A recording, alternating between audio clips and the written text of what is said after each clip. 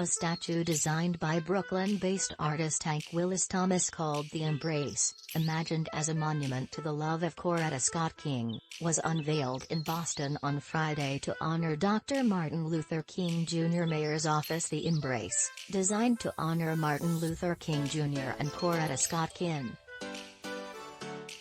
The statue was commissioned by entrepreneur Paul English, who co-founded travel site Kayak and the Boston Venture Studio, as a result of calls for a memorial to Dr. King spanning several decades, the mayor's office said in 2021.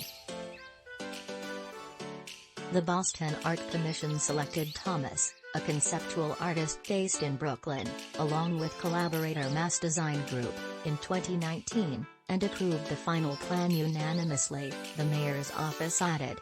The Embrace is intended to reference a famous photo of King and his wife, Coretta, hugging after K. King met his wife, Coretta, in Boston when they were both students. Per the New York Times, the sculpture weighs 19 tons and is constructed from over 600 pieces of bronze. It is in the Boston Common in the 1965 Freedom Plaza, which celebrates other civil rights leaders in the city. It's about 20 feet tall. Reactions have been mixed. Some praised the sculpture's beauty and power while others called it a waste of money or even sexually suggestive. Online, the discussion also turned to issues of historicity and how to honor the civil rights leader's legacy.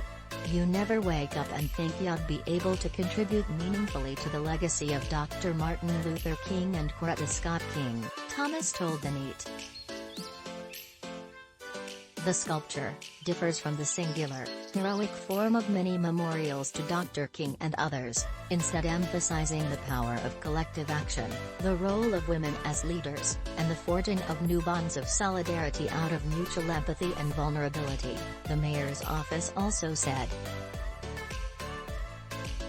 Embrace Boston, a nonprofit focused on arts and racial justice, that helped fund the statute, said in a statement the work was an incredible milestone in our journey towards Boston's future.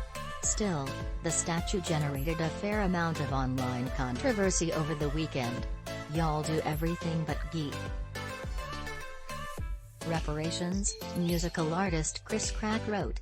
The Boston City Council did approve a commission to study reparations in December.